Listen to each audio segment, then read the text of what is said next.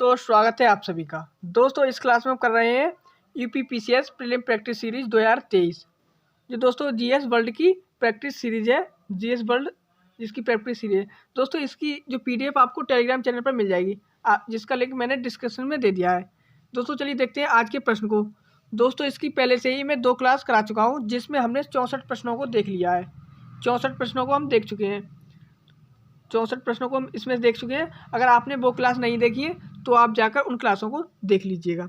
तो चलिए देखते हैं आज का हम 65 नंबर का प्रश्न देख लेते हैं। अपना जो 65 नंबर का प्रश्न है हम उसे देख लेते हैं।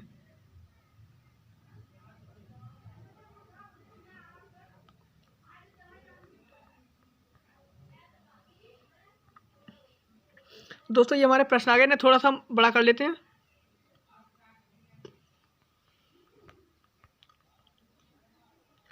आज का हमारा ये पहला प्रश्न है 65 नंबर का कि उत्तर प्रदेश मातृभूमि योजना के संबंध में निम्नलिखित में से के संबंध में सही कथन कौन सा है। उत्तर प्रदेश मातृभूमि योजना के संबंध में पूछा हुआ है, कौन सा कथन सही है। दोस्तों आपको बता दें कि जो उत्तर प्रदेश मातृभूमि योजना है ये 2 अक्टूबर 2022 को लागू हुई थी। कब शुरू हुई थी? 2 अक्टूबर 2022 को, याद रहेगा। 2 अक्टूबर 2022 को ये लागू हुई थी।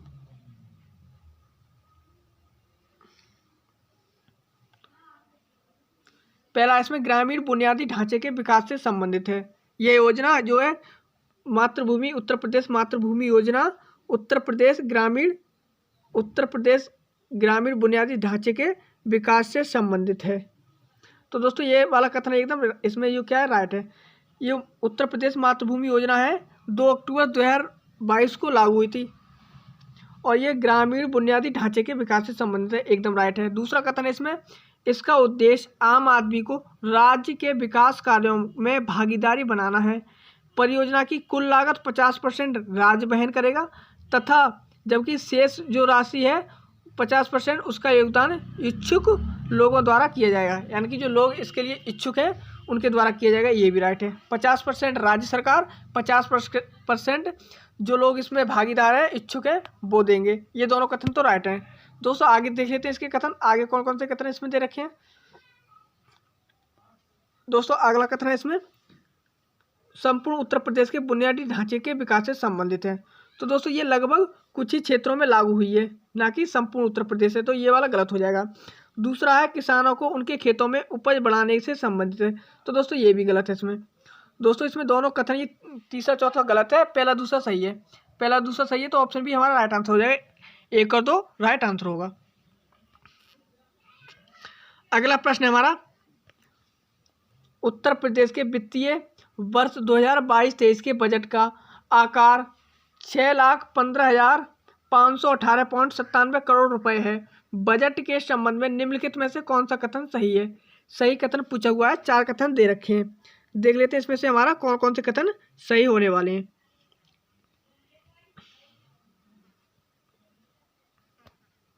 पहला कथन है यह राज्य का अब तक का सबसे बड़ा बजट है, तो दोस्तों एकदम राइट है। ये बजट है ये अभी तक का सबसे बड़ा राज्य का क्या है, उत्तर प्रदेश राज्य का सबसे बड़ा बजट है, एकदम राइट है। दूसरा है यह 26 मई 2022 को संसदीय कार्य एवं वित्त मंत्री सुरेश खन्ना द्वारा प्रस्तुत किया गया था, ये भी राइट है। ये 26 मई 2022 को संसदीय कार्य द्वारा वित्त मंत्री सुरेश खन्ना द्वारा प्रस्तुत किया गया था, ये भी सही है। अगला है इसमें कथन तीसरा, यह वर्ष 2022-23 के लिए राजकोषीय घाटा सकल घरेलू उत्पाद का 3.96% अनुमानित है, ये भी राइट है। दोस्तों इसमें तीनों कथन तो राइट होगा। चौथा कथन ऐसे कि बजट में 39,181.10 करोड़ रुपए की नई योजनाओं को शामिल किया गया है, यानी कि नई योजनाओं को शामिल किया गया, ये भी राइट है। दोस्तों इसमें चारों कथन क्या है हमारे राइट है। जब चारों कथन राइट है तो आंसर क्या होगा, ऑप्शन डी हमारा राइट आंसर हो जाएगा। ऑप्शन डी हमारा राइट आंसर होगा, 1, 2, 3 और 4 चारों सही है। अगले प्रश्न को देख लेते हैं दोस्तों। अगला प्रश्न क्या है हमारा, अगला प्रश्न है उत्तर प्रदेश सरकार द्वारा शुरू की गई भाग्य लक्ष्मी योजना के अंतर्गत बेटी का जन्म होने पर माता व बेटी को कितनी धनराशि देने का प्रावधान है। यह पूछा है अगर किसी बेटी का भाग्य लक्ष्मी योजना के अंतर्गत की बात हो रही है, बेटी का जन्म होने पर माता को और बेटी को कितनी धनराशि देने का लक्ष्य रखा है। तो दोस्तों याद रखना कितनी धनराशि दी जाएगी, तो ये दी जाती है बेटी को 50,000 रुपये और जो माता है उनको 5100 रुपये। तो ऑप्शन सी राइट हो जाएगा, बेटी को 50,000 और माता को 5100 रुपये देने का प्रावधान है। याद रहेगा भाग्य लक्ष्मी योजना के अंतर्गत बेटी और माता को, बेटी को 50,000, माता को 5100 रुपये। अगले प्रश्न की ओर देख लेते हैं। अगला प्रश्न क्या हमारा,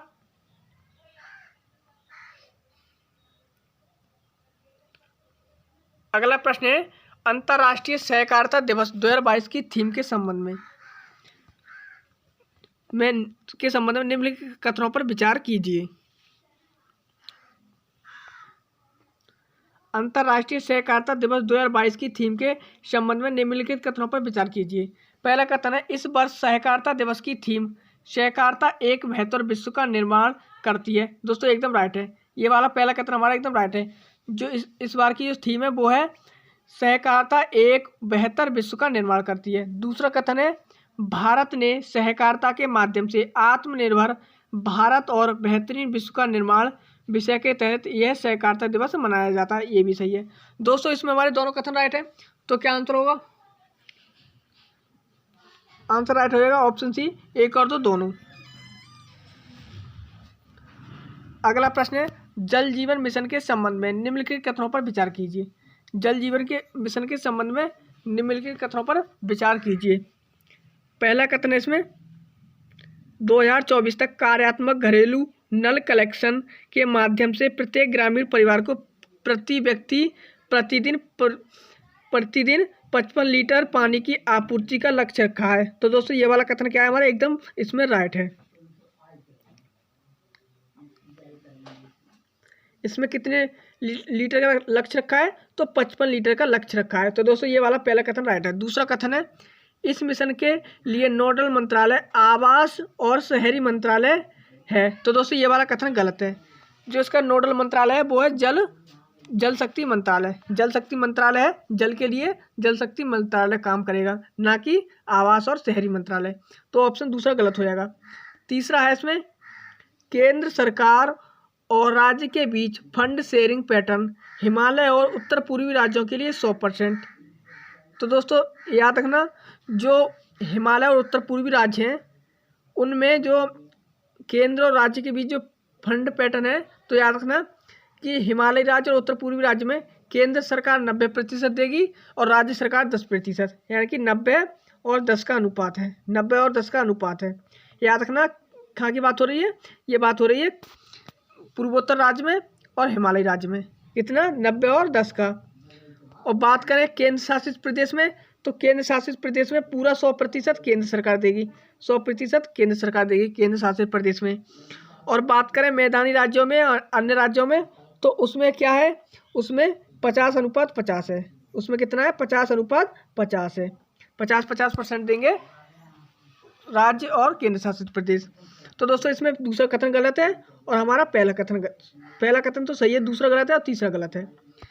अब देख लेते हैं चौथा कथन। चौथा कथन क्या है हमारा इसमें, 2020 में ग्रामीण क्षेत्रों में 100% FHTCS का सफलतापूर्वक प्रदान करने वाला गोवा देश का पहला हर घर जल राज्य बन गया है। तो दोस्तों हम इस प्रश्न को कई बार पढ़ चुके हैं कि देश का पहला हर घर जल वाला राज्य कौन सा है, वो है गोवा। तो ये चौथा सही हो जाएगा। चौथा सही है, पहला सही है, तो आंसर क्या होगा, ऑप्शन ए, 1 और 4 सही है और दूसरा तीसरा गलत है। अगला प्रश्न देख लेते हैं। अगला प्रश्न क्या है, अगला प्रश्न है हमारा 2021-22 में कृषि और संबद्ध क्षेत्रों में वृद्धि का अनुमान कितना प्रतिशत है। यानी कि 2021-22 में कृषि और संबंधित क्षेत्रों में वृद्धि का कितने प्रतिशत अनुमान है, तो यह 3.9% अनुमान रखा गया है। अगला प्रश्न है, देश के लिए राष्ट्रीय आय का पहला अनुमान किसने तैयार किया था। तो देश के लिए राष्ट्रीय आय का पहला अनुमान किसने तैयार किया था, तो ये किया था दादा भाई नौरोजी ने किया था। अगला प्रश्न है दोस्तों हमारा, अगला प्रश्न है, मुद्रास्फीति में नियंत्रण किया जाता है। जो मुद्रास्फीति है उसमें नियंत्रण किया जाता है। तो दोस्तों मुद्रास्फीति का मतलब होता है महंगाई बढ़ जाना, यानी कि बाजार में मुद्रा की तरलता बढ़ जाती है, तो इससे क्या होता है, वस्तुएं महंगी हो जाती हैं, और ये वस्तुएं महंगी हो जाती हैं तो उसे मुद्रास्फीति कहते हैं। तो प्रत्यक्ष करों में वृद्धि के द्वारा इसको नियंत्रित किया जा सकता है। सार्वजनिक ऋणों में वृद्धि के द्वारा, जो सार्वजनिक ऋण होते हैं उनमें वृद्धि के द्वारा क्या इसमें कंट्रोल किया जा सकता है। तो दोस्तों याद रखना, सार्वजनिक ऋणों में वृद्धि के द्वारा। सार्वजनिक व्यय, सार्वजनिक व्यय में वृद्धि के द्वारा इसे नियंत्रित नहीं किया जा सकता। बैंक दर में वृद्धि के द्वारा इससे किया जा सकता है। यानी कि प्रत्यक्ष कर में वृद्धि कर देंगे हम, सार्वजनिक ऋणों में वृद्धि कर देंगे तो उसको मुद्रास्फीति में नियंत्रण हो सकता है, और बैंक दर में वृद्धि के द्वारा की जा सकती है। लेकिन अगर हम सार्वजनिक व्यय में वृद्धि करेंगे तो क्या होगा, उसमें मुद्रास्फीति नियंत्रण नहीं होगी, मुद्रास्फीति और बढ़ जाएगी, क्योंकि सार्वजनिक व्यय का मतलब होता है कि लोगों के पास तरलता और बढ़ेगी। तो लोगों के पास तरलता बढ़ेगी तो बाजार की महंगाई और भी बढ़ेगी, वस्तु महंगी हो जाएगी। तो हमारा एक सही है, दूसरा सही है, चौथा सही है। 1 2 4 ऑप्शन बी में दे रखा है, तो ऑप्शन बी राइट हो जाएगा। ऑप्शन बी राइट आंसर है हमारा। अगले प्रश्न को देख लेते हैं। अगला प्रश्न क्या है, जब कोई देश अपनी मुद्रा में अवमूल्यन करता है तो उसका प्रभाव होता है। यानी कि कोई देश अपनी मुद्रा का अवमूल्यन करता है, यानी कि अपनी मुद्रा का मूल्य घटाता है दूसरे देश की मुद्रा के सापेक्ष। जब अपनी मुद्रा का मूल्य घटाता है तो क्या होता है, तो होता है आयात महंगे हो जाते हैं और निर्यात सस्ते। जो हम निर्यात करते हैं वो सस्ते और आयात महंगे हो जाते हैं। तो ऑप्शन बी इसमें राइट हो जाएगा। 73 का बी ऑप्शन राइट आंसर है। अगला प्रश्न है, निम्नलिखित में से कौन सी कृषि करने की प्रक्रिया पर्यावरण संरक्षण में सहायक है। यानी कि हम कौन सी कृषि को अपनाएं जिससे पर्यावरण संरक्षण हो, यानी कि पर्यावरण को हानि ना हो, तो वो है जैविक खेती। अगर हम जैविक खेती करते हैं तो पर्यावरण को कोई हानि नहीं होगी। अगला प्रश्न है, ग्लोबल जेंडर गैप रिपोर्ट 2022 किस संगठन द्वारा जारी की जाती है। ग्लोबल जेंडर गैप, दोस्तों याद रखना इसमें भारत का स्थान कौन सा है, तो 135 इसमें भारत का स्थान है। और इसे कौन जारी करता है, तो इसे जारी करता है विश्व आर्थिक मंच। ऑप्शन सी राइट है, विश्व आर्थिक मंच इसे जारी करता है। अगला प्रश्न है, जुलाई 2022 में जारी भारत नवाचार सूचकांक 2021 के अनुसार प्रमुख राज्यों की श्रेणी में उत्तर प्रदेश की रैंकिंग क्या है। हमसे पूछ लिया गया उत्तर प्रदेश की रैंकिंग भारत नवाचार सूचकांक 2021। तो दोस्तों याद रखना इसमें उत्तर प्रदेश की रैंक है 7वीं, उत्तर प्रदेश 7वां है। लेकिन अगर फर्स्ट में पूछ लिया है तो फर्स्ट में है कर्नाटक, फर्स्ट में कर्नाटक राज्य, कर्नाटक पहले स्थान पे और उत्तर प्रदेश 7वें स्थान पे। ऑप्शन सी राइट हो जाएगा। अगला प्रश्न है, निम्नलिखित को सुमेलित कीजिए। देख लेते हैं, इनका मिलान कर लेते हैं। एक तरफ दे रखी है बैंक है और दूसरी तरफ जो है इनकी स्थापना वर्ष दे रखी है। तो नाबार्ड की स्थापना कब हुई थी, तो नाबार्ड की स्थापना 1982 में हुई थी। 12 जुलाई 1982 को शिवरमन समिति की सिफारिश पर हुई थी। सिडबी की स्थापना 1990 में, सेबी की स्थापना 1999 में और इरडा की स्थापना 1992 में। तो देख लेते हैं इसके राइट आंसर क्या होंगे। 4 3 2 1 हमारे आंसर हो जाएंगे। 4 3 2 1 ऑप्शन कौन से में दे रखे हैं, 4 3 2 1 4 3 2 1 ऑप्शन सी में दे रखा है, तो ऑप्शन सी राइट हो जाएगा। 4 3 2 1 ऑप्शन सी हमारा इसमें राइट आंसर होगा।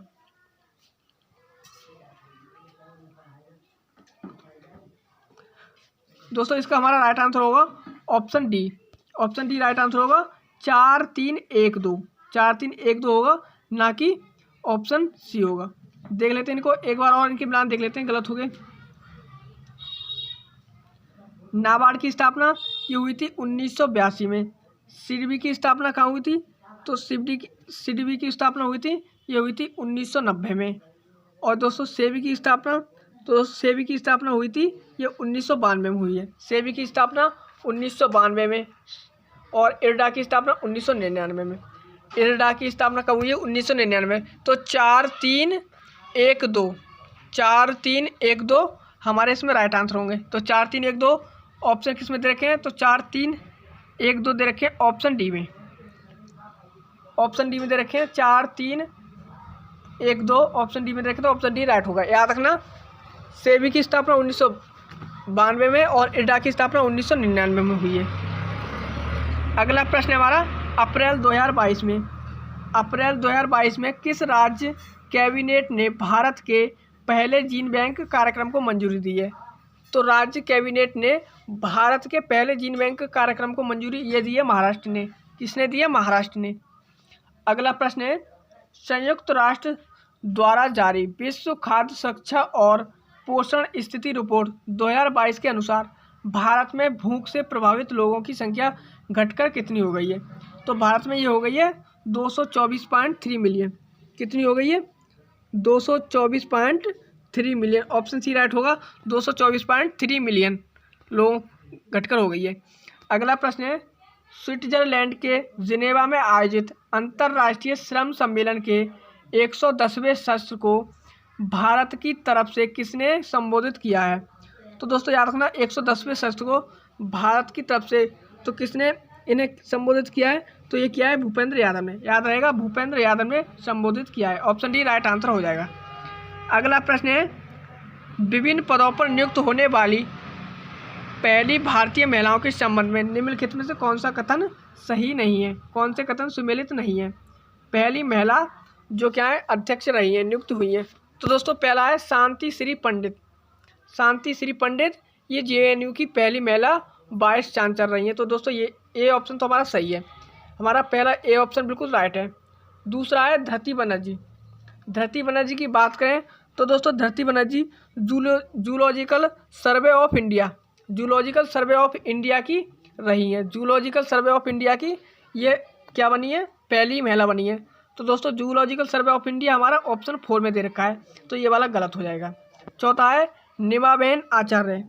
निमाबेन आचार्य ये गुजरात विधानसभा की पहली महिला अध्यक्ष रही हैं। गुजरात विधानसभा की किसकी? गुजरात विधानसभा की पहली महिला अध्यक्ष रही है निमाबेन। तो दोस्तों ये वाला भी गलत हो जाएगा। तीसरा भी गलत है, बी भी गलत है और सी भी गलत है। चौथा है ऑप्शन डी जगजीत पावड़िया।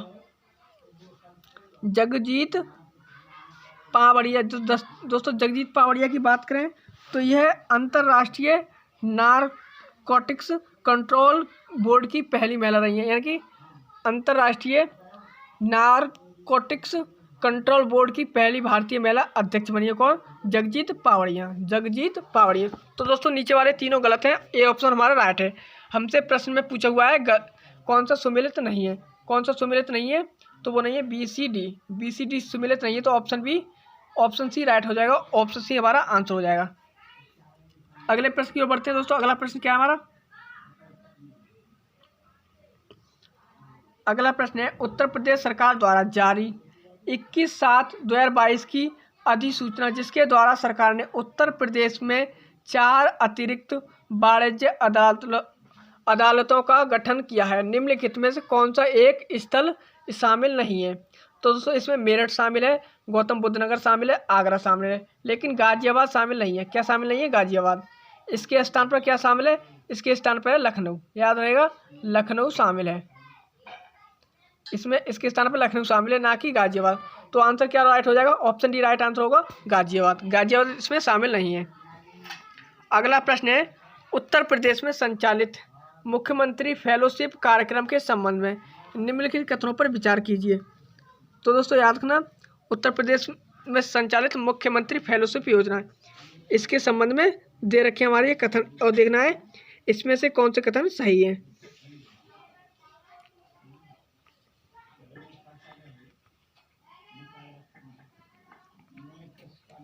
दोस्तों इसमें हमारा पहला कथन है, इसके तहत चयनित युवाओं द्वारा प्रदेश के सभी आकांक्षी विकास खंडों में केंद्र व राज्य सरकार द्वारा संचालित सभी योजनाओं को समवर्ती मूल्यांकन किया जाएगा।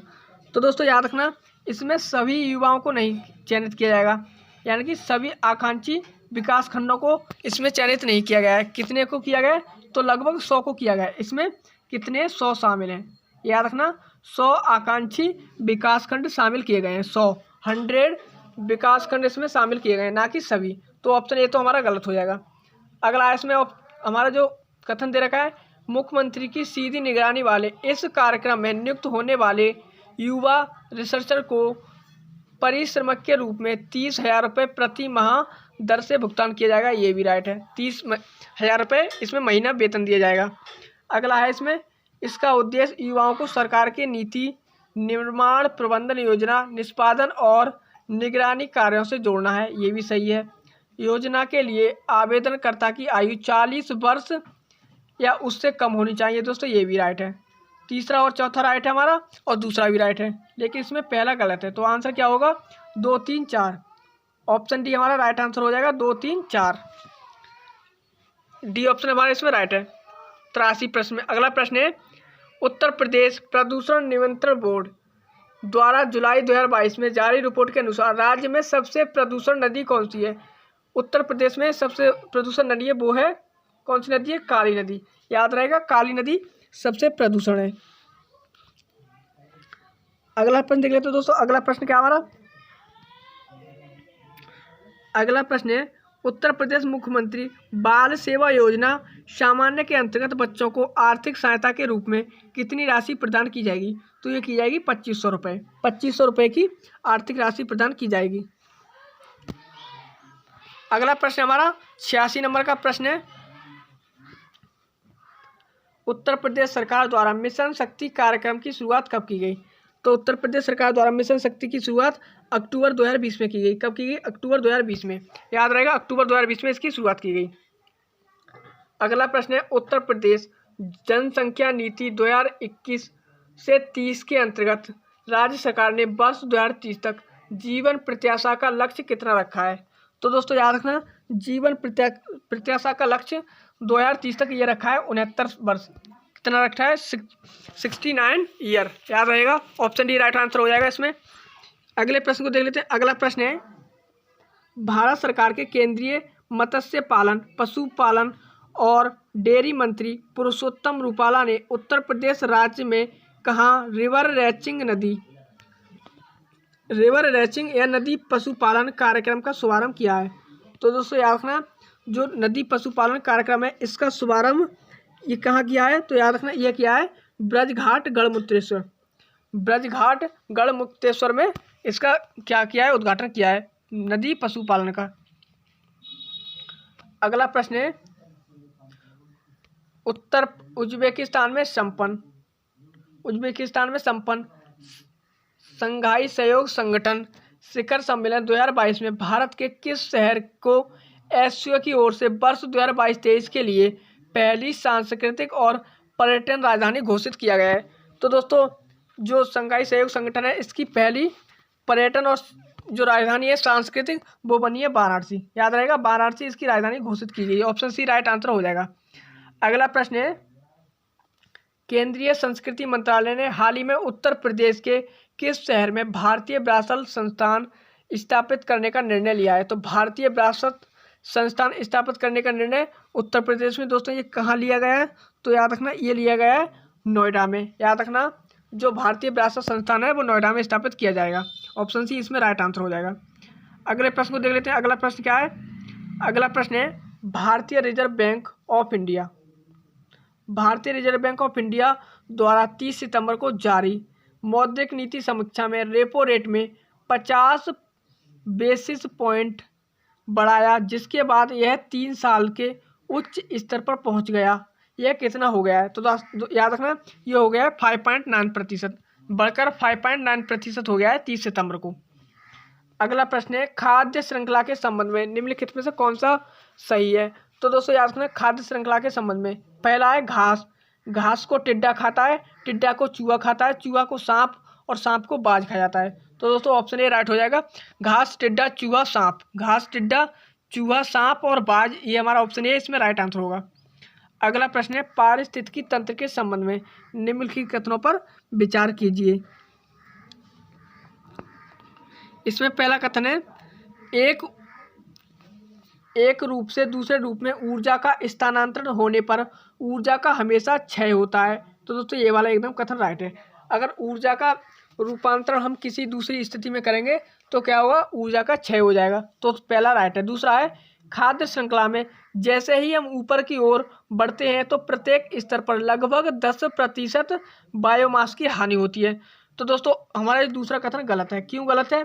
याद रहेगा, ये 10% दे रखा है, लेकिन 10% नहीं, कितने प्रतिशत? 90%। 90% की हानि होती है कितने प्रतिशत की? 90% की।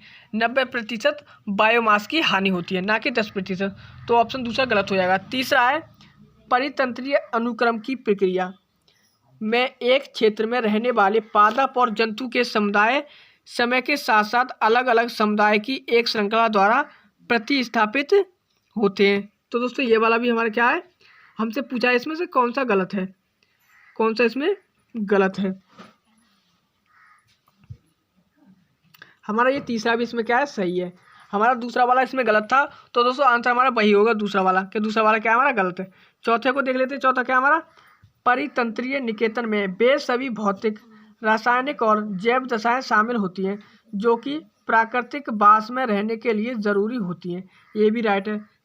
पहला राइट है, तीसरा राइट है, चौथा राइट है, लेकिन दूसरा गलत है। दोस्तों दूसरा गलत है। आंसर में प्रश्न में पूछा हुआ है कौन सा गलत है, कौन सा गलत है, तो ऑप्शन बी राइट होगा। केवल 2 गलत है। अगला प्रश्न है, कचरा पदार्थ के वियोजन की प्रक्रिया में निम्नलिखित में से कौन सा तत्व एवं यौगिक निर्मित युक्त होते हैं? कौन से यौगिक निर्मित युक्त होते हैं, यानी कि जो कचरा होता है उसमें। तो दोस्तों कचरा में क्या क्या निकलता है, तो उसमें ऊर्जा भी निकलती है और जल भी निकलता है और CO2 भी निकलती है, कार्बन डाइऑक्साइड निकलती है, हाइड्रोजन सल्फाइड निकलता है, फास्फोरस निकलता है। ये तीनों निकलते हैं। तो ऑप्शन क्या राइट होगा, उपयुक्त सभी। ऑप्शन डी राइट आंसर हो जाएगा।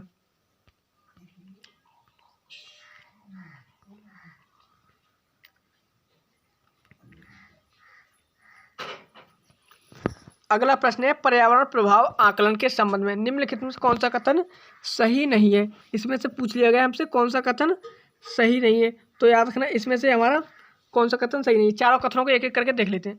पहला है, अमेरिका दुनिया का पहला देश है जहां पर्यावरण प्रभाव आकलन की नीति को अनिवार्य रूप से अपनाया गया। एकदम राइट है। पहला कथन हमारा इसमें राइट है, ऑप्शन ए राइट है। हमसे प्रश्न में गलत कथन पूछा हुआ है। दूसरा है, पहली पर्यावरण प्रभाव आकलन अधिसूचना वर्ष 1972 में तत्कालिक पर्यावरण एवं वन मंत्रालय, वर्तमान पर्यावरण, वन और जलवायु परिवर्तन मंत्रालय द्वारा प्रख्यापित की गई। तो दोस्तों याद रखना, ये जो हमारी पहली पर्यावरण प्रभाव आकलन थी वो कब जारी की गई, वो 1994 में लगाई गई थी। कब? 1994 में। याद रहेगा, 1994 में लगाई गई थी, ना कि 1972 में। 1994 में लगाई गई थी। ऑप्शन बी हमारा गलत हो जाएगा। प्रश्न में पूछा हुआ है गलत आंसर, तो ऑप्शन बी हमारा आंसर हो जाएगा। अब इसमें 2 कथन और दे रखे, उनको भी देख लेते हैं। भारत में पर्यावरण प्रभाव आकलन संबंधी प्रक्रिया का पर्यावरण संरक्षण अधिनियम 1986 द्वारा वैधानिक रूप से समर्थन प्राप्त है। एकदम राइट है। इसे 1986 के अधिनियम से समर्थन प्राप्त है। अगला है, पर्यावरण प्रभाव आकलन EIA अधिसूचना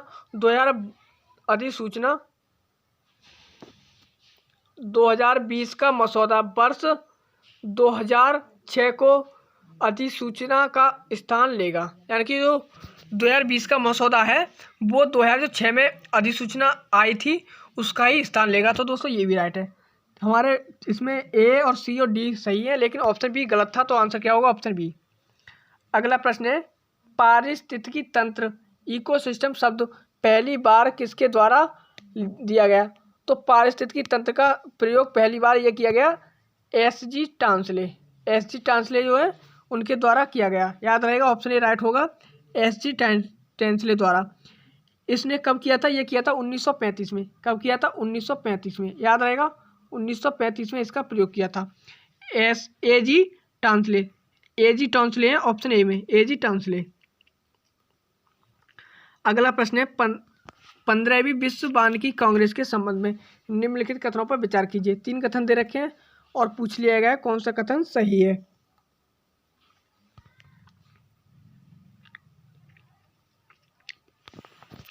पहला कथन है, इसका आयोजन FAO के तत्वाधान में 2022 में सियोल दक्षिण कोरिया में किया गया था। एकदम राइट है। इसका जो आयोजन है वो 2022 में जो दक्षिण कोरिया है उसकी राजधानी सियोल में किया गया था। एकदम राइट है। दूसरा है, इस वर्ष की थीम एक हरित, स्वास्थ्य और लचीले भविष्य का निर्माण। ये भी राइट है। दोस्तों इसमें दोनों कथन तो राइट हो गए। तीसरा है, इसका आयोजन प्रत्येक 6 वर्ष में किया जाता है। कितने? प्रत्येक 6 वर्ष में किया जाता है। ये भी राइट है। तीनों कथन राइट है। तो आंसर क्या होगा? आंसर हो जाएगा हमारा उपयुक्त सभी। उपयुक्त सही है, सभी सही है, हमारा ये आंसर हो जाएगा। अगला प्रश्न देख लेते हैं दोस्तों। अगला प्रश्न है भारत वन स्थिति रिपोर्ट ISFR 2021 के संबंध में निम्नलिखित में से कौन सा कथन सही नहीं है। हमसे पूछ लिया गया कौन सा कथन इसमें सही नहीं है। देख लेते हैं पहला कथन, रिपोर्ट के अनुसार अरुणाचल प्रदेश के पक्के टाइगर रिजर्व में सबसे अधिक लगभग 97% वन आवरण है। एकदम राइट है। वर्ष 2019 के आकलन की तुलना में देश के कुल वन और वृक्षों में भरे क्षेत्र में 2261 वर्ग किमी की बढ़ोतरी दर्ज की गई। ये भी राइट है। ऑप्शन बी भी इसमें क्या है, राइट है। और देख लेते हैं इसके दो कथन। मैंग्रोव क्षेत्र में वृद्धि दिखाने वाले शीर्ष 3 राज्य ओडिशा, महाराष्ट्र, कर्नाटक हैं। दोस्तों ये भी राइट है, सी भी राइट। अगला है हमारा ऑप्शन डी इसमें आंसर होगा। क्यों होगा, हमसे गलत कथन पूछा हुआ है। ये गलत क्यों है, तो वना आवरण में सबसे अधिक कमी मणिपुर में दर्ज की गई है। तो दोस्तों ये वाला गलत है, क्योंकि वन आवरण है इसमें सर्वाधिक कमी किस में दर्ज की गई है, तो वो की गई है अरुणाचल प्रदेश में। सर्वाधिक अरुणाचल प्रदेश है, उसके बाद मणिपुर है, फिर मेघालय है, फिर मिजोरम है, इनमें दर्ज की गई है। सर्वाधिक वृद्धि ये आंध्र प्रदेश में दर्ज की गई है। सर्वाधिक वृद्धि आंध्र प्रदेश में, सर्वाधिक कमी अरुणाचल प्रदेश, मणिपुर, मेघालय, मिजोरम में। अगले प्रश्न की ओर बढ़ते हैं दोस्तों। अगला प्रश्न क्या हमारा, अगला प्रश्न है ध्रुवों की अपेक्षा भूमध्य रेखा में समुद्री लवणता की मात्रा में कमी आती है क्योंकि। हमसे ये पूछा है जो ध्रुव होते हैं यानी कि ठंडे प्रदेश तो ध्रुव होते हैं, लेकिन जो भूमध्य रेखा है उसके आसपास क्षेत्र गर्म होता है। तो दोस्तों समुद्र की लवणता के संबंध में इसमें पूछा हुआ है। तो दोस्तों याद रखना, जो समुद्र की लवणता होती है ध्रुवों के जो भूमध्य रेखा है उसके पास कम होती है। क्यों, क्योंकि वहाँ पर बाष्पीकरण होता है गर्म जल की वजह से। जब बाष्पीकरण होता है तो वहाँ पर वर्षा होती है, अधिक वर्षा होती है, इसके कारण क्या होता है उसकी लवणता कम होती है। लेकिन ध्रुवों पर ऐसा नहीं है, वहाँ पर वर्षा कम होती है तो वहाँ पर ताजी पानी कम होता है, तो इसलिए क्या है वहाँ पर लवणता अधिक होती है। तो यहाँ वर्षा की मात्रा में अधिकता होती है। एकदम राइट है, जो ध्रुव भूमध्य रेखा है उसमें वर्षा की मात्रा अधिक होती है, पहला इसमें राइट है। दूसरा है यहाँ बहने वाली नदियों की संख्या में अधिकता, जिससे समुद्र में मिलने पर मीठे पानी की मात्रा में समुद्र में बढ़ जाती है। मीठे पानी की मात्रा समुद्र में बढ़ जाती है। तो दोस्तों ये वाला हमारा कुछ हद तक गलत हो जाएगा। क्यों गलत होगा, अभी आप देख लेते हैं। ये इसलिए गलत है दोस्तों, भूमध्य रेखा के पास हर जगह क्या है, हर जगह नदियाँ नहीं मिल रही। जैसे कि सहारा मरुस्थल है, तो सहारा मरुस्थल में क्या नदियाँ इतनी वहाँ से आके मिल रही हैं। तो दोस्तों ये वाला गलत है, पहला सही है हमारा, दूसरा गलत है। तो आंसर क्या होगा, केवल एक सही हो जाएगा, केवल एक हमारा आंसर हो जाएगा। अगला प्रश्न है निम्नलिखित में से कौन सा पर्वत ब्लॉक पर्वत का उदाहरण नहीं है। ब्लॉक पर्वत का उदाहरण नहीं है। तो दोस्तों सिएरा नेवादा ये USA का है यानी कि अमेरिका का, ये क्या है, ये ब्लॉक पर्वत है। ब्लॉक फॉरेस्ट ये यूरोप का ब्लॉक पर्वत है। और ये है साल्ट रेंज पाकिस्तान, ये भी ब्लॉक पर्वत है।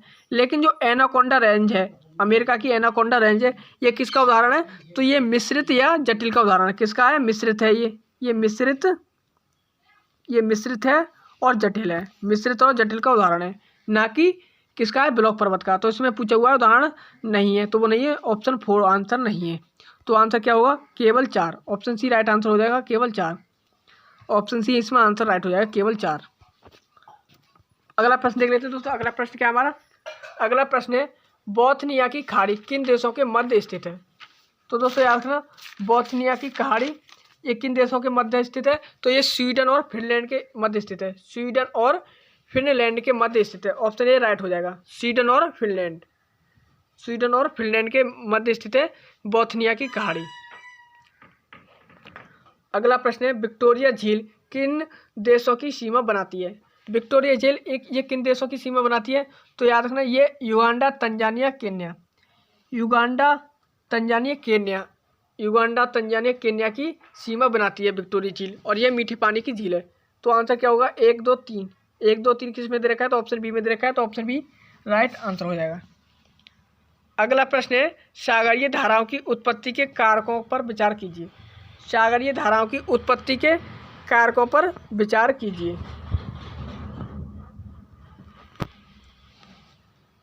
तो दोस्तों पृथ्वी का भ्रमण, जो पृथ्वी भ्रमण करती है तो उससे क्या होता है, सागरीय धाराओं की उत्पत्ति होती है। एकदम सही है, ये भी सही है।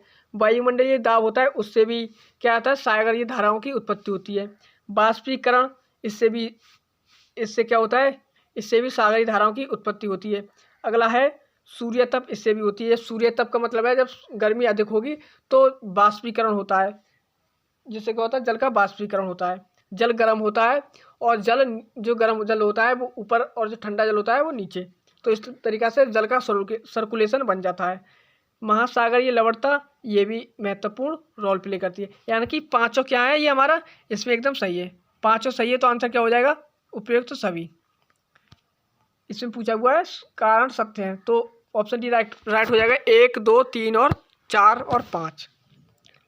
अगला प्रश्न है, जब दिन और रात की अवधि बराबर होती है, जब दिन और रात की अवधि बराबर होती है तो सूर्य सीधा चमकता है। तो याद रखना, दिन और रात की अवधि ये कब कब बराबर होती है, तो 21 मार्च को, 21 मार्च को और 23 सितंबर को। 21 मार्च को और 23 सितंबर को क्या है, दिन और रात की अवधि बराबर होती है।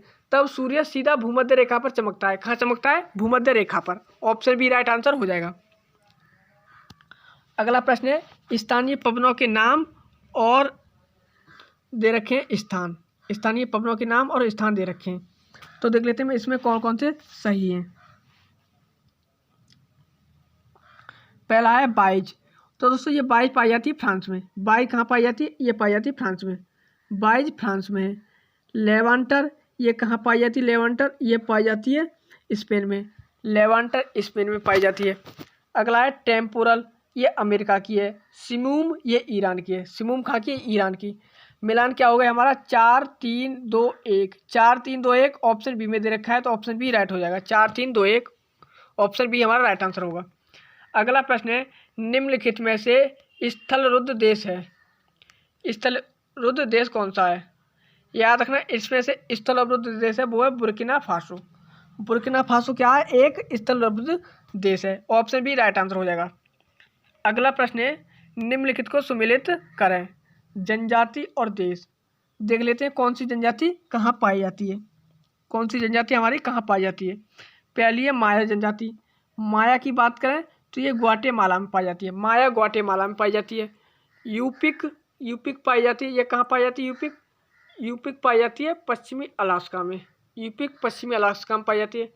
और ये जो चुकची है ये साइबेरिया में पाई जाती है। बोअर दक्षिण अफ्रीका में पाई जाती है। बोअर कहाँ पाई जाती है, दक्षिण अफ्रीका में। अब देख लेते हैं दोस्तों इसका मिलान क्या है। हमारा डी पर 1 है और ए पर 3 है। डी पर 1 ए पर 3 ऑप्शन 2, 4 ऑप्शन में दे रखे हैं। तो देख लेते हैं इनके मिलान ही देख लेते हैं। पहला हमारा 3 है, 2 है, 4 है, 1 है। तो 3, 2, 4, 3, 2, 4 ऑप्शन डी में दे रखा है, तो ऑप्शन डी राइट हो जाएगा। 3, 2, 4, 1 ऑप्शन डी हमारा राइट आंसर होगा। अगला प्रश्न है, पृथ्वी की उत्पत्ति निर्धारित करने में निम्न में से किस विधि का प्रयोग किया जाता है। जो पृथ्वी की आयु है, पृथ्वी की आयु निर्धारित करने में किस विधि का प्रयोग किया जाता है, तो वो किया जाता है यूरेनियम डेटिंग, यूरेनियम 235 के द्वारा, यूरेनियम 235 के द्वारा क्या इसकी आयु निर्धारित की जाती है, किसकी, पृथ्वी की। तो ऑप्शन ए इसमें राइट हो जाएगा। आंसर क्या होगा, ऑप्शन ए केवल एक सही है।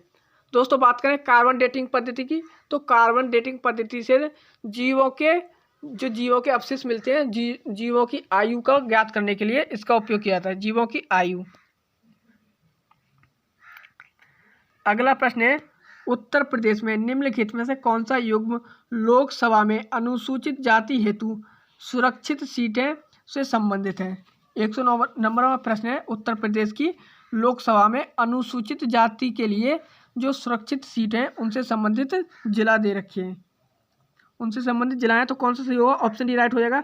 बुलंदशहर, हरदोई, कौशाम्बी, मछली नगर, जालौन। बुलंदशहर, हरदोई, कौशाम्बी, मछली नगर और Jalaun. Option D right answer हो जाएगा। अगला प्रश्न है, उत्तर प्रदेश में जनगणना 2011 के संबंध में निम्नलिखित में से कौन सा कथन सही नहीं है।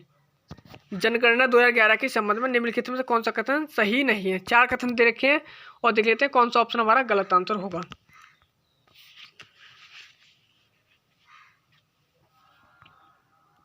पहला है 2011 में उत्तर प्रदेश के जिलों में साक्षरता लिंगांतर की सर्वाधिक दर महाराजगंज में है तथा सबसे कम कानपुर में। एकदम राइट है, सर्वाधिक महाराजगंज में और सबसे कम कानपुर में। पहला हमारा राइट है, पहला तो राइट है। दूसरा है महिला साक्षरता दर की दृष्टि से उत्तर प्रदेश देश के सभी राज्यों में नीचे से दूसरे स्थान पर है। तो दोस्तों बात करें उत्तर प्रदेश का, तो उत्तर प्रदेश का कौन सा स्थान है? 24वां स्थान है। उत्तर प्रदेश का ये 24वां स्थान है, ना कि नीचे से दूसरा। नीचे से दूसरे का मतलब है तो वो होगा 27वां, लेकिन उत्तर प्रदेश का तो 24वां है। तो दोस्तों बी ऑप्शन गलत हो जाएगा। जब बी ऑप्शन गलत है तो प्रश्न में क्या पूछ लिया गया है? कौन सा सही नहीं है। प्रश्न में पूछा हुआ है कौन सा सही नहीं है, तो ऑप्शन बी हमारा राइट आंसर होगा। बी ऑप्शन सही नहीं है। अगला है उत्तर प्रदेश में 6 आयु वर्ग का लिंगानुपात 916 है, जबकि 2001 में यह 902 था। एकदम राइट है। अब जो 0 से 6 वर्ष के बच्चे हैं उनका लिंगानुपात कितना है? 916, लेकिन यह 2001 में कितना था? तो यह था 902। 2001 में यह 902 था। बात करें अगले ऑप्शन की, तो डी ऑप्शन भी सही है। 2001 से 2011 के दौरान उत्तर प्रदेश में न्यूनतम दशकीय वृद्धि दर वाले शीर्ष 3 जिले कानपुर, नगर, हमीरपुर, बागपत हैं। ये भी राइट है। सी सही है, डी सही है और ऑप्शन ए सही है, लेकिन बी गलत है। तो आंसर क्या होगा? Option B.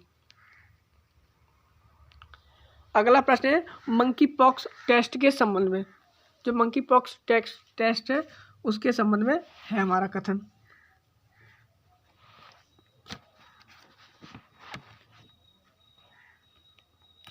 पूछा हुआ है कौन सा कथन सही नहीं है। इसमें कौन सा कथन जो है हमारा सही नहीं है? पहला है मंकी पॉक्स की जांच के लिए अगस्त 2022 में पहली स्वदेशी निर्मित RT-PCR किट चेन्नई में पेश किया गया था। कहाँ पेश की गई थी? तो चेन्नई में। तो दोस्तों ये भी कथन क्या है हमारा? एकदम गलत है। क्यों गलत है?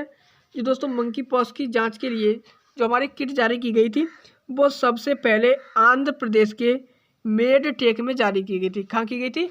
आंध्र प्रदेश के मेडटेक में जारी की गई थी, ना कि चेन्नई में। तो ऑप्शन ए हमारा गलत हो जाएगा। दूसरा है भारत में इस किट का निर्माण सीरम इंस्टीट्यूट ऑफ इंडिया ने किया। तो दोस्तों ये भी गलत है। तो दोस्तों भारत में इसका निर्माण किसने किया है? तो वो किया था किसने? तो वो किया था ट्रांस एशिया बायोमेडिकल। याद रखना, ट्रांस एशिया बायोमेडिकल ने इसका निर्माण किया था, ना कि इसने। तो ऑप्शन बी भी गलत है। अगला है किट को देश के स्वास्थ्य मंत्री मनसुख मंडाविया द्वारा लॉन्च किया गया था। तो दोस्तों याद रखना, इस किट को किसके द्वारा जो है लॉन्च किया गया था? तो ये किया गया था अजय कुमार सूद के द्वारा। अजय कुमार सूद के द्वारा लॉन्च किया गया था। किसके द्वारा? अजय कुमार सूद। जो दोस्तों अजय कुमार सूद है उनके द्वारा लॉन्च किया गया था, ना कि मनसुख मंडाविया के लिए। हमारे दोस्तों इसमें तीनों कथन गलत हैं। क्यों गलत है? हमने वो भी देख लिए।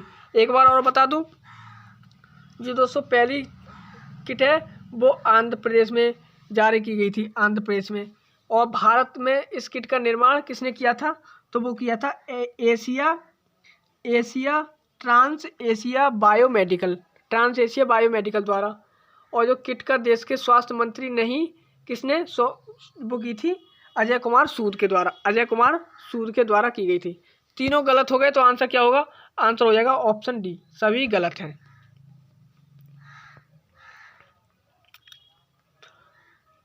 अगला प्रश्न है दोस्तों हमारा, यूनानियों ने निम्नलिखित में से किस बंदरगाह को बैरी गाजा कहा है? हमसे प्रश्न में पूछ लिया गया है बैरी गाजा किस बंदरगाह को यूनानियों ने कहा है? तो याद रखना, वो कहा है भड़ौच को यूनानियों ने क्या कहा है? बैरी गाजा कहा है। ऑप्शन डी राइट आंसर हो जाएगा। 13वें नंबर का प्रश्न है। 13 का क्या आंसर होगा हमारा? तो वो है निम्नलिखित में से पहले विद्वान कौन थे जिन्होंने वेदों की व्याख्या के लिए आवश्यक नियमों का प्रतिपादन किया था? तो वो थे यास्क। कौन थे? यास्क थे। यास्क ने क्या किया था? जिन नियमों का प्रतिपादन किया था। ऑप्शन बी राइट हो जाएगा। अगला प्रश्न है दोस्तों हमारा,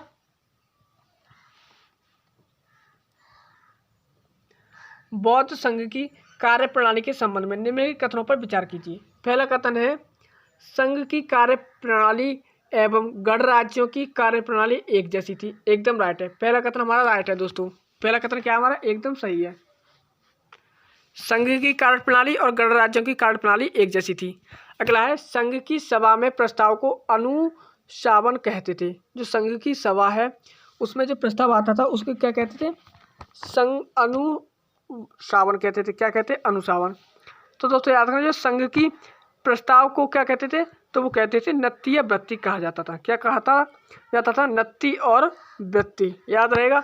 इसमें दे दिए गए अनुवासन, अनुवासन दे दिए गए, तो ये वाला गलत हो जाएगा। क्या कहते थे? नत्थी और वृत्ति। क्या कहते थे? नत्थी और वृत्ति कहते थे, ना कि अनुशासन। तो हमारा दूसरा गलत हो जाएगा। पहला सही है, दूसरा गलत। तीसरा है, अधिकरण किसी भी प्रस्ताव पर मतभेद को कहा जाता था। एकदम राइट है, तीसरा भी राइट है। अधिकरण जो है वो किसी भी प्रस्ताव पर जो मतभेद होता है उसे कहते थे अधिकरण। चौथा कथन क्या है हमारा? चौथा है, इसमें हमारा पहला सही था, दूसरा गलत था, तीसरा सही था। अब है हमारा चौथा कथन, इसकी बैठक में न्यूनतम उपस्थिति कोरम 30 सदस्यों का होना जरूरी था। कितना? 30 सदस्यों का। तो दोस्तों बात करें, जो न्यूनतम कोरम सदस्य थे यहाँ पर 20 थे। कितने थे? इसमें 20 थे, ना कि 30। 20 थे, ना कि 30। तो ऑप्शन 4 भी गलत हो जाएगा। ऑप्शन 4 गलत हो जाएगा। तो आंसर में पूछा हुआ है सही उत्तर, तो हमारा पहला तीसरा सही है। पहला तीसरा ऑप्शन ए में दे रखा है, तो ऑप्शन ए राइट आंसर हो जाएगा। केवल 1 और 3। याद रखना, 30 सदस्यों का होना जरूरी नहीं था, लेकिन 20 का था। कितने सदस्य? 20। अगला प्रश्न है, हड़प्पा के किस स्थल को निम्नलिखित में से व्यापार का चौराहा कहा जाता है? हड़प्पा की किस स्थल को व्यापार का चौराहा कहा जाता है? तो वो कहा जाता है किसे? सूतका गैंडोर को। याद रखना, सूतका गैंडोर को हड़प्पा का चौराहा कहा जाता है। सूतका गैंडोर दोस्तों ये दास्क नदी के किनारे स्थित है। कौन सी नदी के किनारे? दास्क नदी के किनारे स्थित है सूतका गैंडोर। तो ऑप्शन भी हमारा राइट आंसर हो जाएगा। अगला प्रश्न है, मध्य पाषाण कालीन चैल्सेडोनी या कैल्सोडोनी औजारों की प्राप्ति स्थल के संबंध में विचार कीजिए। मध्य पाषाण कालीन औजार के संबंध में हमसे पूछ लिया गया है दोस्तों। इसमें बागौर, सराय नाहर राय, चौपानी मांडो, महादा ये सभी शामिल थे। मध्य पाषाण कालीन स्थल है और दोस्तों ये औजार के प्राप्ति स्थल से संबंधित है। तो आंसर क्या होगा? ऑप्शन डी राइट आंसर हो जाएगा, उपयुक्त तो सभी। अगला प्रश्न है दोस्तों हमारा, दिल्ली सल्तनत में निम्नलिखित में से किसने व्यावसायिक पाठ्यक्रमों की शुरुआत शिक्षा के क्षेत्र में की थी? व्यावसायिक पाठ्यक्रम की शुरुआत शिक्षा के क्षेत्र में तो दोस्तों ये किसने की थी? तो यह की थी किसने?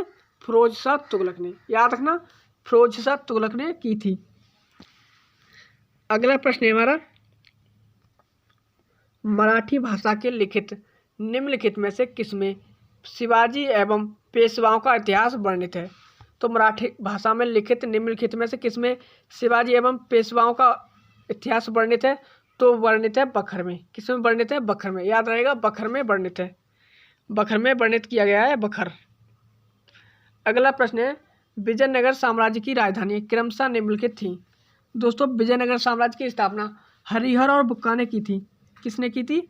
हरिहर और बुक्का ने। इनकी राजधानी क्रमशः थी तो वो थी ऑप्शन बी में अनेगोंडी, विजयनगर, बेनुगोंडा, चंद्रगिरी। अनेगोंडी, विजयनगर, बेनुगोंडा, चंद्रगिरी, ये इनका क्रम हो गया। अगला प्रश्न है दोस्तों हमारा, निम्नलिखित कथनों पर विचार कीजिए।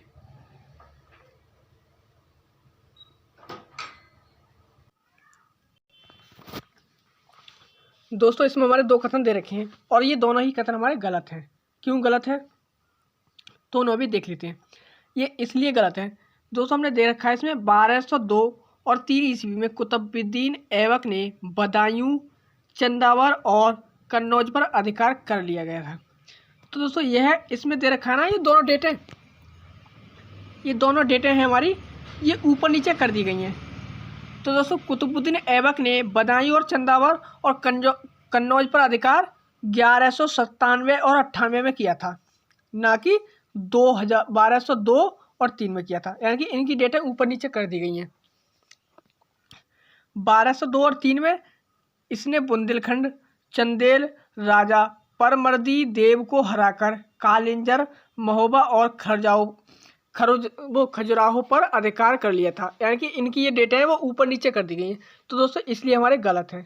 इन दोनों को आप इनकी डेटें ऊपर नीचे कर लीजिएगा और सही कर लीजिएगा, तब हमारे ये सही हो जाएंगे। तो दोनों ऑप्शन हमारे गलत है, तो आंसर क्या होगा? ना तो 1 और ना ही 2। ऑप्शन डी हमारा राइट आंसर हो जाएगा। ऑप्शन डी राइट आंसर होगा। अगला प्रश्न है, मुगल सम्राट अकबर ने महाभारत एवं राजतरंगिणी का फारसी में अनुवाद निम्नलिखित में से किस शहर में करवाया? तो ये करवाया था लाहौर में। ऑप्शन सी राइट होगा, लाहौर में करवाया था। अगला प्रश्न है, दिल्ली सल्तनत के अधीन कौन सा मुगल कालीन मीरे सामा को पुरोगामी था? दिल्ली सल्तनत के अधीन कौन सा मुगल कालीन मीरे सामा का पुरोगामी था? तो याद रखना इसका आंसर क्या होगा? इसका आंसर है ऑप्शन ए, वकील-ए-दर।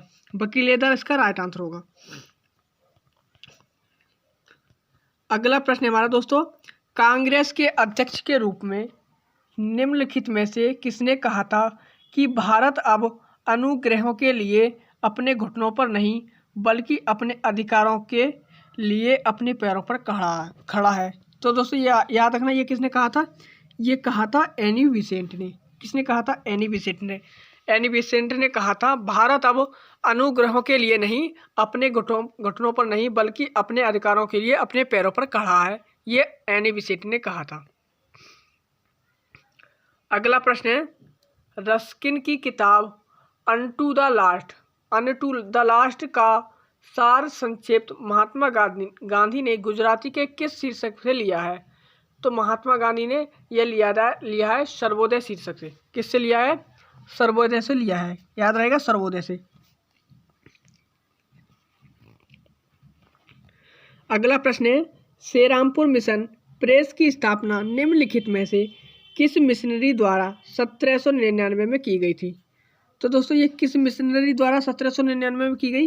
ये की गई थी डेनिश मिशनरी द्वारा की गई थी। याद रहेगा, 1799 में डेनिश मिशनरी द्वारा श्रीरामपुर मिशन प्रेस की स्थापना की गई थी। अगला प्रश्न है, निम्नलिखित में से किसने जिम्मरमैन योजना के तहत Berlin committee for Indian independence की स्थापना की थी? तो इंडियन इंडिपेंडेंस की स्थापना यह किसने की थी? तो यह की थी लाला हरदयाल, भूपेंद्र नाथ दत्त और वीरेंद्र चट्टोपाध्याय ने की थी।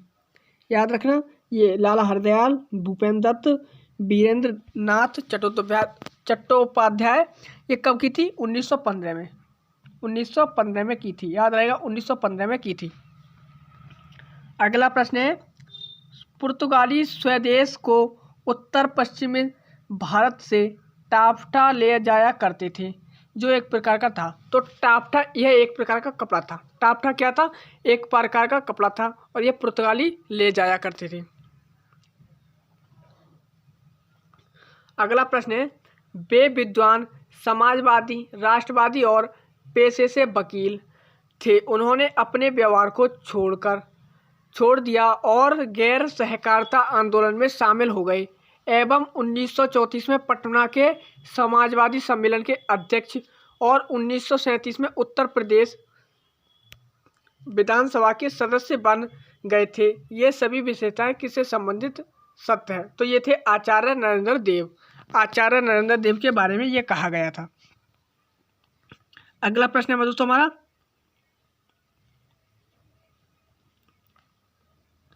निम्नलिखित कथनों पर विचार कीजिए। 3 कथन दे रखे हैं और पूछा हुआ है कौन सा सही इसमें उत्तर होगा।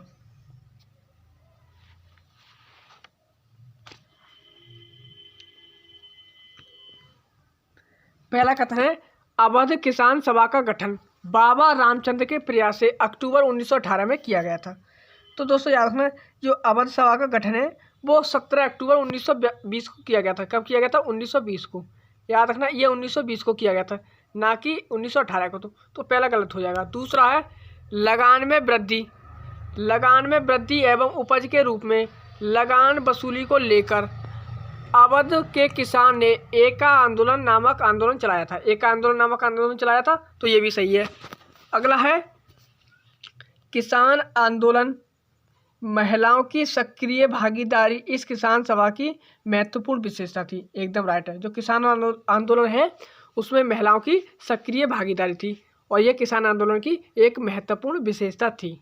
दूसरा सही है और तीसरा सही है, लेकिन पहला गलत है। पहला क्यों गलत है? ये 1918 में नहीं हुई थी, ये हुई थी 1920 में। 17 अक्टूबर 1920 में अवध किसान सभा का गठन किया गया।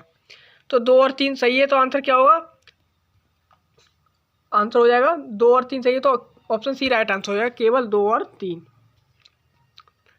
अगला प्रश्न है, निम्नलिखित में से किस प्रांत में बर्ड कमीशन के प्रतिवेदन पर महलबाड़ी बंदोबस्त किया गया था? क्या किया गया था? महलबाड़ी बंदोबस्त किया गया था, जिसमें 20 वर्षों के लिए लगान का निर्धारण बढ़ी हुई दर पर दिया गया था। तो वो दिया गया था उत्तर पश्चिमी प्रांत में दिया गया था। अगला प्रश्न है दोस्तों हमारा, निम्नलिखित में से किसे सिंध के प्रति आक्रामक नीति अपनाई थी? तो दोस्तों याद रखना, सिंध के प्रति किसने आक्रामकता नीति अपनाई थी? तो अपनाई थी ऑकलैंड ने अपनाई थी। लॉर्ड ऑकलैंड ऑप्शन बी में दे रखा है, ऑकलैंड ने अपनाई थी। ऑकलैंड ये कब थे? तो ये थे 1838 में ऑकलैंड थे। उस समय भारत के जो वायसराय थे ऑकलैंड थे 1838 में। ऑप्शन बी राइट आंसर हो जाएगा। अगला प्रश्न है, निम्नलिखित में से किसने साम्राज्यवाद और सैन्यवाद को पूंजीवाद का जुड़वा बच्चा कहा है? तो याद रखना, साम्राज्यवाद और सैन्यवाद को पूंजीवाद का जो जुड़वा बच्चा है वो किसने कहा है? तो वो कहा है लाला लाजपत राय ने। लाला लाजपत राय ने कहा है, तो ऑप्शन बी राइट हो जाएगा, लाला लाजपत राय।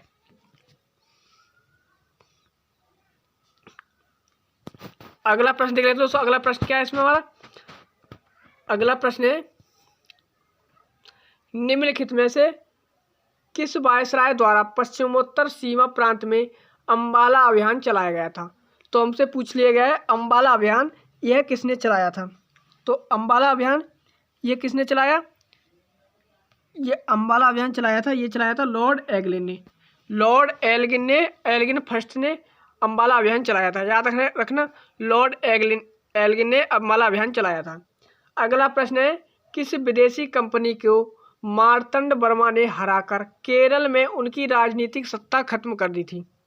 तो याद रखना, कौन सी जो विदेशी कंपनी थी, कंपनी को मार्तंड वर्मा ने हराकर केरल में उनकी राजनीतिक सत्ता खत्म कर दी थी? तो वो थे डच। याद है कौन थे? डच थे। डच ने डच की राजनीतिक सत्ता खत्म कर दी थी केरल से। तो इसमें कौन सा आंसर राइट हो जाएगा? डच कौन से ऑप्शन में दे रखे हैं? तो डच दे रखे हैं ऑप्शन बी में। ऑप्शन बी राइट आंसर हो जाएगा, डच। अगला प्रश्न है दोस्तों हमारा, निम्नलिखित में से किसने गांधी इरविन पैक्ट को दो महात्माओं का मिलन कहा है? तो वो कहा है सरोजिनी नायडू ने। सरोजिनी नायडू ने गांधी इरविन पैक्ट को दो महात्माओं का मिलन कहा था। गांधी इरविन पैक्ट ये हुआ था 5 मार्च 1931। 5 मार्च 1931 को हुआ था। कब हुआ था? 5 मार्च 1931। याद रखना, 5 मार्च 1931 को गांधी इरविन समझौता हुआ था।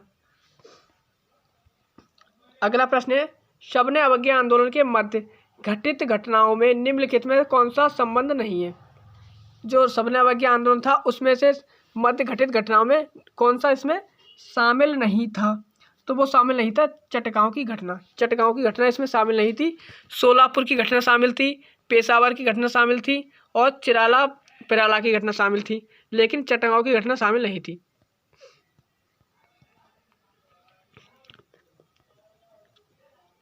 अगला प्रश्न है, All India States People's Congress के संबंध में निम्नलिखित में कथनों पर विचार कीजिए। All India States People's Congress के संबंध में हमसे 4 कथन दे रखे हैं और पूछ लिया, इन पर विचार कीजिए। 137वां हमारा प्रश्न है। तो दोस्तों इसमें क्या है हमारा? पहला है, विभिन्न रजवाड़ों में राजनीतिक गतिविधियों के लिए दिसंबर 1927 में इसकी स्थापना हुई थी। एकदम राइट है, इसकी स्थापना 1927 में हुई थी। इस संगठन का मुख्यालय दिल्ली में स्थापित है, ये भी सही है, दिल्ली में इसका मुख्यालय है। इसके पहले अधिवेशन में विभिन्न रियासतों के 700 प्रतिनिधियों ने भाग लिया था, ये भी राइट है। दोस्तों तीसरा भी कथन राइट है। चौथा है इसमें, इस सम्मेलन के आयोजन में प्रमुख भूमिका बलवंत राय मेहता ने निभाई थी। बलवंत राय मेहता ने इसमें प्रमुख मेहता निभाई थी, ये भी सही है। दोस्तों चारों कथन इसमें क्या है हमारे सही है, चारों कथन सही है, तो ऑप्शन डी राइट हो जाएगा। 1, 2, 3 और चारों सही है। अगला प्रश्न है, फोर्ट लुई का निर्माण जो कि पांडुचेरी के कारखाने में ही की गई थी के निर्माता हैं। तो फोर्ट लुई का निर्माण पांडुचेरी के कारखानों में की गई थी, तो उसके निर्माता कौन थे? तो उसके निर्माता कौन थे? तो वो थे फ्रांसिस मार्टिन। फ्रांसिस मार्टिन इसके निर्माता थे। ऑप्शन डी राइट हो जाएगा, फ्रांसिस मार्टिन। अगला प्रश्न है, बंगाल व तिब्बत के बीच व्यापारिक संबंध बन सके इसके लिए निम्न में से किसने जॉर्ज बोगले के नेतृत्व में एक प्रतिनिधि मंडल तिब्बत भेजा था? तो दोस्तों जॉर्ज बोगले के नेतृत्व में ये इसका एक जो मंडल था वो किसने तिब्बत भेजा था? तो वो भेजा था तिब्बत भेजा था, ये भेजा था 1774 में। 1774 में वारेन हेस्टिंग ने भेजा था। कब भेजा था? 1774 में। 1774 में भेजा था किसने? वारेन हेस्टिंग ने। ऑप्शन ए हमारा राइट होगा इसमें। अगला प्रश्न है, ब्रिटिश भारत में मजदूरों की पहली हड़ताल कहाँ हुई थी? तो ब्रिटिश भारत में मजदूरों की पहली हड़ताल कहाँ हुई थी? तो याद रखना इनकी पहली हड़ताल हुई थी, ये हुई थी सोलापुर में। दोस्तों ये हुई थी नागपुर में। कहाँ हुई थी? सॉरी सोलापुर में नहीं हुई थी, यह हुई थी नागपुर में। ब्रिटिश भारत में मजदूरों की पहली हड़ताल नागपुर में हुई थी। और ये कब हुई थी? तो ये हुई थी 1877 में। ये भी याद रखना, डेट भी याद रखना, 1877 में ब्रिटिश भारत में मजदूरों की पहली हड़ताल हुई थी नागपुर, 1877 में। अगला प्रश्न है, वित्त आयोग एवं योजना आयोग के परस्पर विलय का प्रस्ताव किसने दिया था? तो परस्पर विलय का प्रस्ताव ये किसने दिया था? जो वित्त आयोग है और योजना आयोग के परस्पर विलय का प्रस्ताव ये दिया था एम.बी. माथुर। एम.बी. माथुर ने दिया था। किसने दिया था? एम.बी. माथुर ने।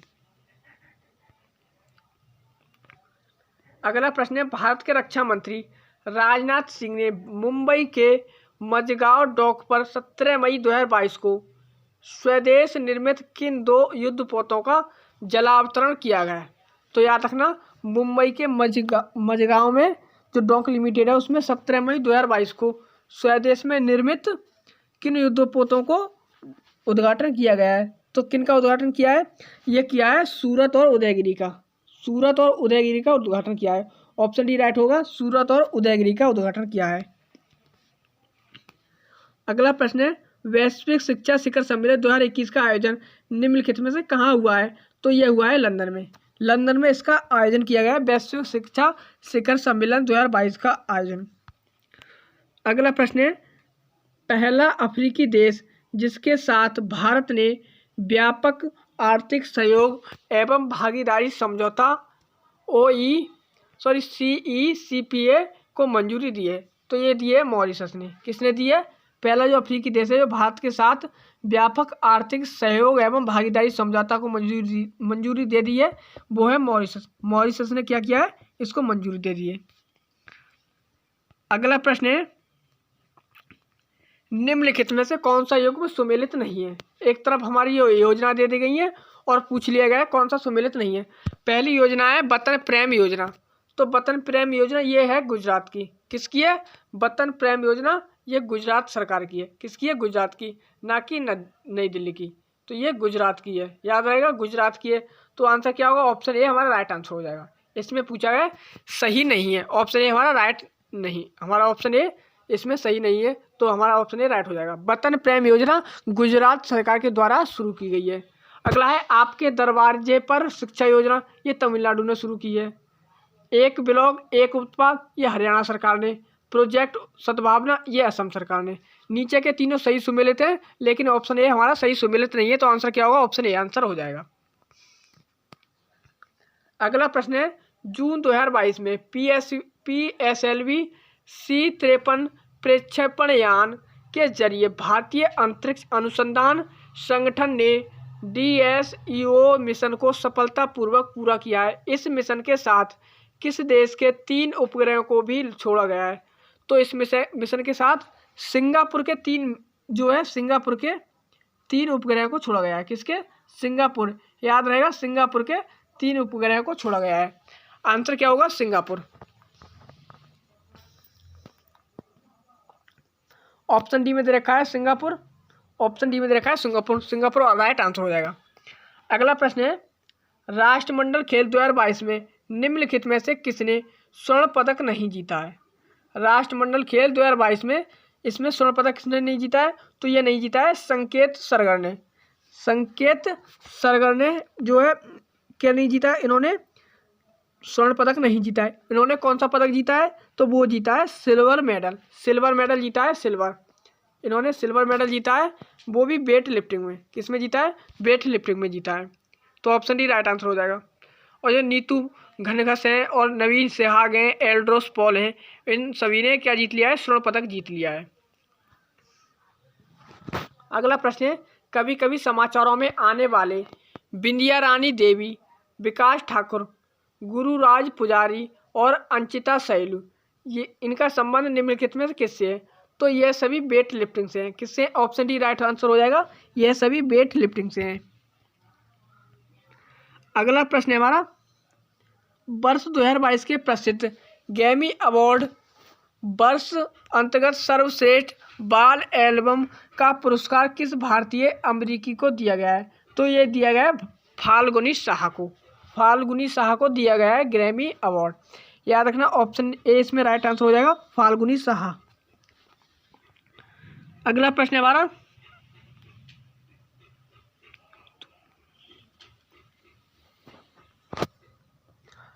प्रश्न है, मार्च 2022 में भारत के महापंजीयक कार्यालय द्वारा 2017-19 के लिए नमूना पंजीकरण प्रणाली विशेष बुलेटिन जारी की है। इसके आधार पर निम्नलिखित कथनों पर विचार कीजिए। पहला कथन है, वर्ष 2017 और 19 की अवधि के लिए भारत का मातृ मृत्यु दर MMR सुधरकर 103 हो गया। एकदम राइट है। क्या हो गया है? 103 हो गया है। अगला है इसमें, रिपोर्ट के अनुसार, पहला तो हमारा सही है, रिपोर्ट के अनुसार ऐसी संभावना है कि भारत 2030 तक MMR दर संबंधी 70 के लक्ष्य को प्राप्त कर लेगा, 70 के लक्ष्य को प्राप्त कर लेगा। तो दोस्तों याद रखना, जो MMR की दर संबंधी है उसमें कहा गया है कि 2030 तक, कितना कहा गया है? 2030 तक, ना कि 2035 तक। तो याद रखना 2030 तक, 30 तक ये 70 लक्ष्य प्राप्त कर लेगा। तो ऑप्शन बी हमारा गलत हो जाएगा, दूसरा ऑप्शन हमारा गलत होगा, जो 2 नंबर का है वो गलत हो जाएगा, क्योंकि 2030 तक 70 लक्ष्य प्राप्त कर लेगा, ना कि 2035 तक। पहला हमारा सही है, पहला सही है, दूसरा गलत हो गया। अगला है, पश्चिम बंगाल, हरियाणा, उत्तराखंड में देश में सबसे ज़्यादा MMR है। एकदम राइट है, ये भी हमारा राइट है। पहला सही है, दूसरा गलत है, तीसरा सही है। और है, केरल, तेलंगाना, महाराष्ट्र भारत में सबसे कम MMR वाला शीर्ष राज्य है। ये भी सही है हमारा। चौथा सही है, तीसरा सही है, पहला सही है, लेकिन हमारा दूसरा गलत है। दूसरा गलत है, आंसर में पूछा हुआ है कौन सा कथन सही नहीं है, कौन सा कथन सही नहीं है? तो वो नहीं है 2 कथन। तो ऑप्शन बी राइट आंसर हो जाएगा, केवल 2 सही नहीं है, केवल 2 सही नहीं है। तो दोस्तों ये थे आज के हमारे टेस्ट के कितने प्रश्न? 150 प्रश्न। 150 प्रश्न थे, इनको हमने बखूबी अच्छे से देख लिया है। अगर आप भी इनको अच्छे से देख सकते हैं तो अच्छी बात है। और आप इनकी PDF आपको टेलीग्राम चैनल पर मिल जाएगी, वहाँ से इस PDF को प्राप्त करके आप इस PDF में पढ़ सकते हैं। तो दोस्तों ये क्लास यहीं तक रखते हैं, मिलेंगे अगली क्लास में। तब तक के लिए जय हिंद, जय भारत।